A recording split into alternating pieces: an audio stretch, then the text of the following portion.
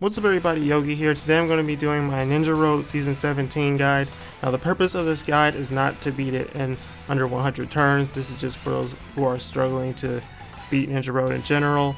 So I'm going to be going over all the information I figured out about the maps and how they work and all of that, and also showing you guys the safest route or the best way to go about it. Starting off with map 1, we have 9 enemies. They all have around 15,000 HP. Now the most important thing here is to make sure that you get rid of that heart enemy here.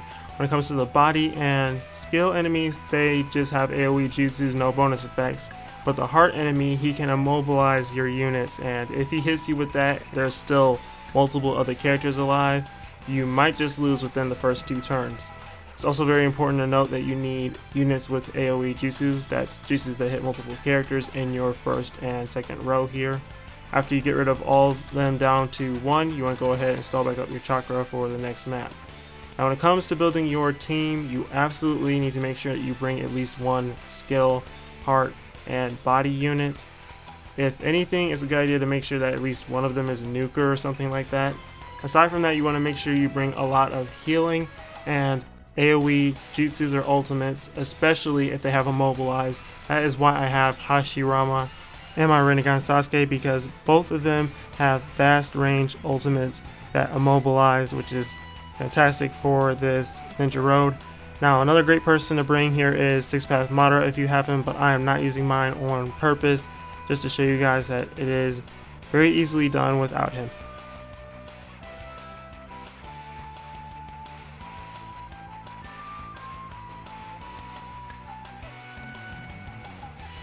On to map 2, we have Team 7 here. Now this specific map has 3 different waves, so after you defeat all 4 of them, another version of them will appear 2 more times. Now each of them has their own special field skill. In this case, Kakashi has an attack boost field skill, Sasuke's is damage reduction, Naruto has fixed damage, and Sakura has attack reduce. So as you go along, their field skill amount will be boosted. So for example, Naruto starts off with 300 fixed damage, which is just when you're within his vicinity. And then when you get to the last version of Naruto on here, he will be dealing 1,000 points of damage every turn. So definitely more of a threat as time goes on. They definitely have more HP too. So best advice is to get rid of all of them down to 1 and then stall back up so that you can nuke most of them and go on from there.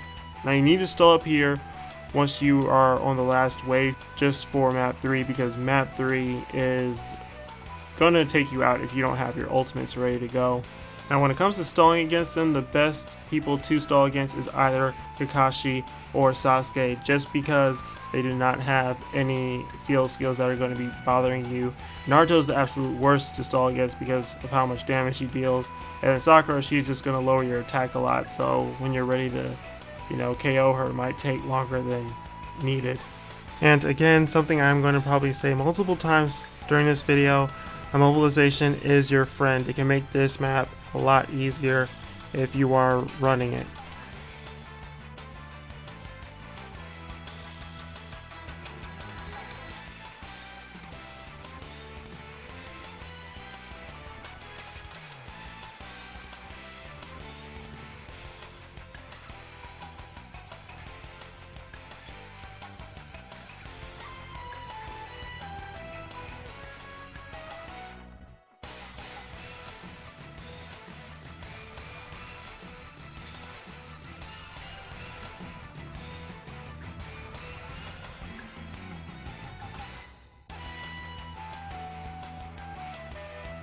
On to map 3, we have a full map of poison along with 4 enemies. Now these enemies all have around 40,000 HP. That's what you need to get rid of. I'm moving around just to show you guys that there are a few spots where you can use your jutsus or stand from and not take any damage, but it's not really worth trying to do that here.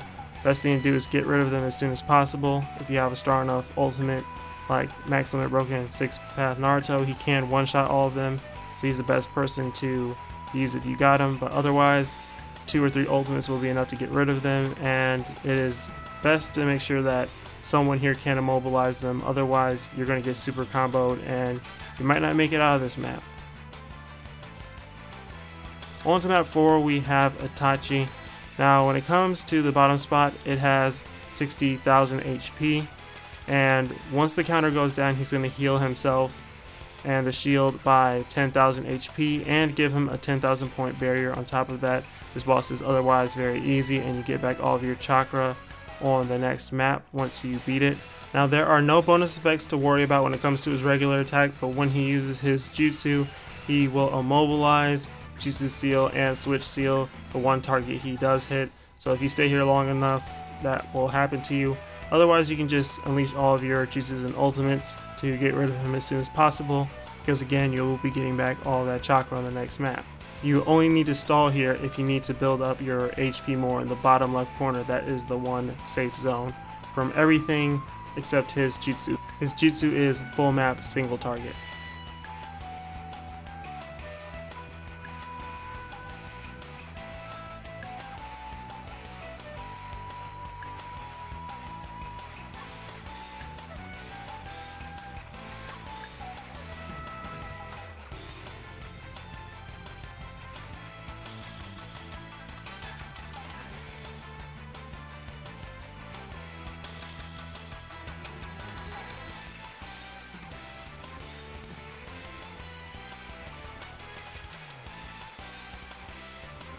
On to map 5, we have Rin, Kakashi, and Obito. Now they're going to put up their resistances that is going to negate all damage except the type they are weak against. This is why I said earlier that you need to make sure your team has at least one skill, heart, and body unit. And when I go for Madara's ultimate on Rin, you see that she barely survives. He's not max limit broken, otherwise she would have been KO'd. But your main goal here is to get rid of somebody as soon as possible. Otherwise, you're going to be taking a lot of damage from them.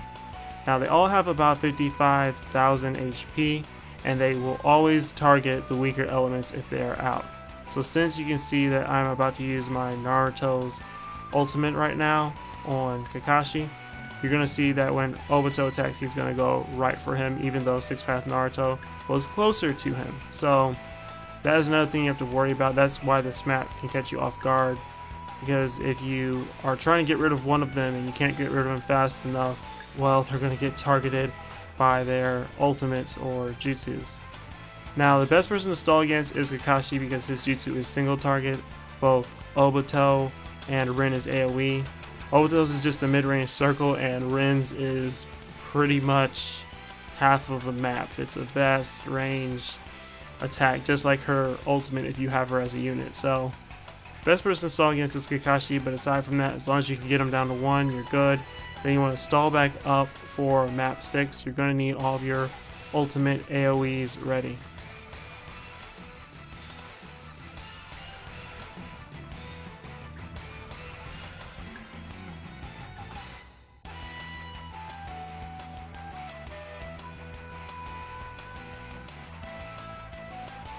On to map 6, we have the 10 Tails, the second boss. Now when it comes to all the spots except the main body, they have around 50,000 HP, and they deal out 1,500 base damage, and they ignore type disadvantage. So you need to watch out for that. You need to get rid of those spots as soon as possible. Now when it comes to the main body, he only has base damage. What I mean by base damage is he's not going to dish out any extra damage to skill units, and he's not going to be weak against body units. Just no disadvantages whatsoever.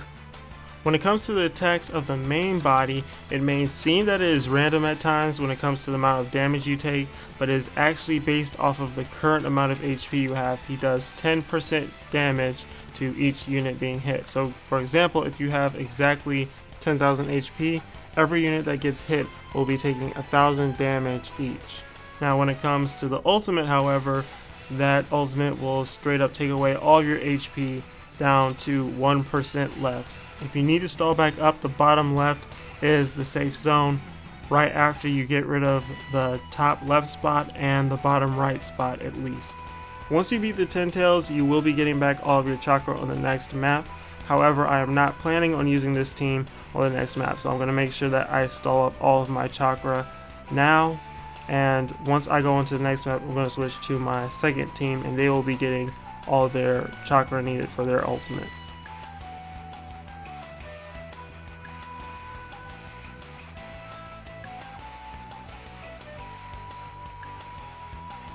For map 7 here, we have Sasuke. Gotta go ahead and switch to my second team, which is made of body nukers.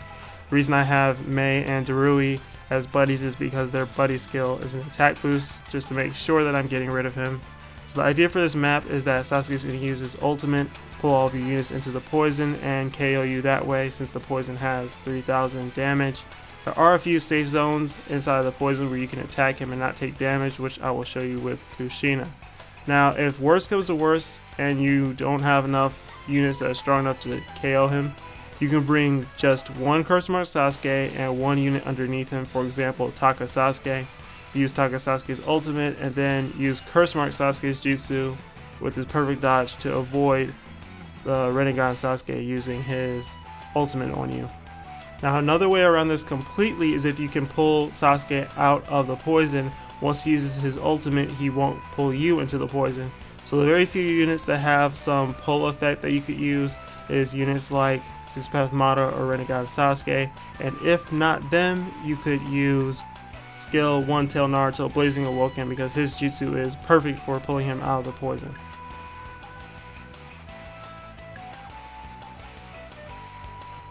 On to map 8, I'm going to go ahead and switch back to my main team. This is why I need to make sure that I stalled up on the last boss. Now, for this map, you have Jiraiya and Tsunade also appearing with Gamabunta. They each have 90,000 HP, and on top of that, they have a field skill that is for healing. At maximum, they can heal up to 5,000 HP. So as long as they are both alive, they're going to keep, regenerating from themselves, as well as Gamabunta. If they get way too close to him, he'll basically be healing 10,000 HP every turn. Now, after I finish Jiraiya and Tsunade, I'm going to make sure that I stall up while I am attacking, so that I have max chakra for map 10, because I am not going to be using this team for map 9. I'm going to be using my third team. And as with the previous bosses, you get full chakra regeneration on the next map.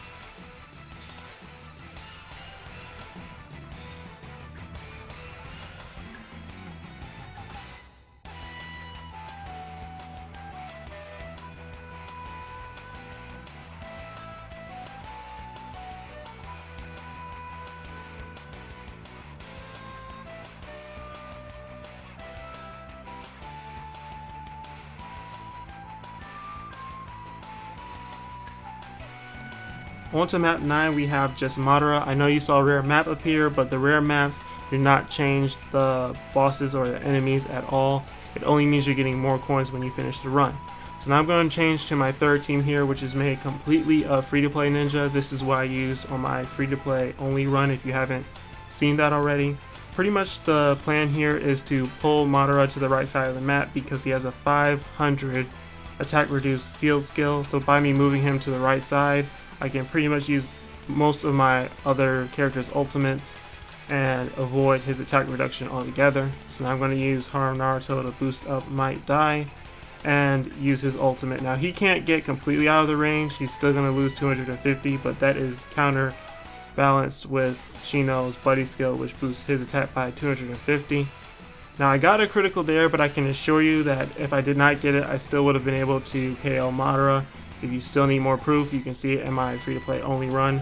Now Madara in general has 200,000 HP on this map, so that's how much damage you are looking to get rid of. And if you have banner characters, this will of course make it go even better when you run through it. Just make sure that you boost your strongest character with your PC Naruto.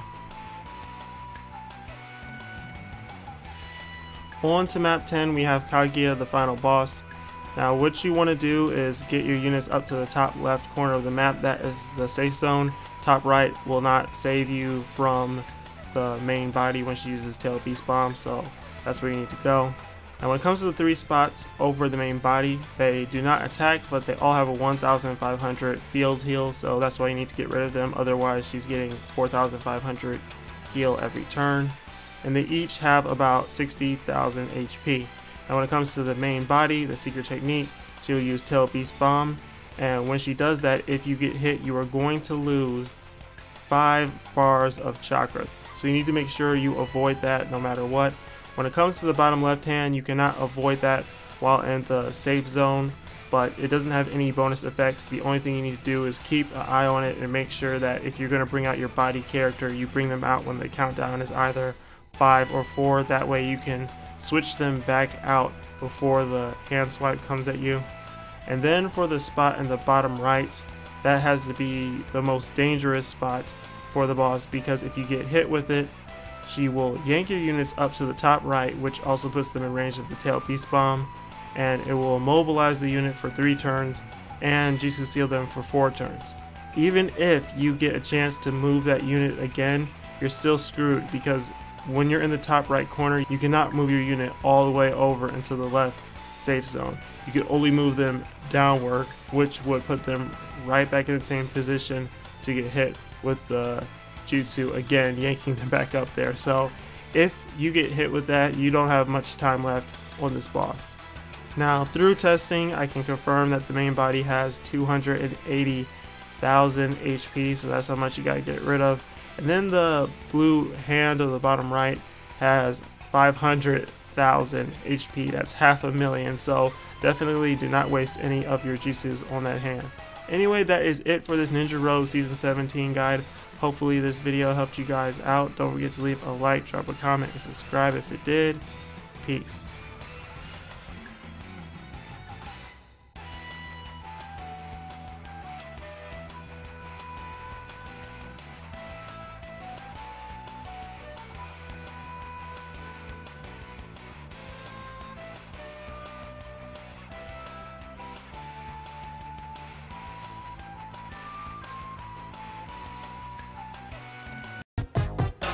That's right.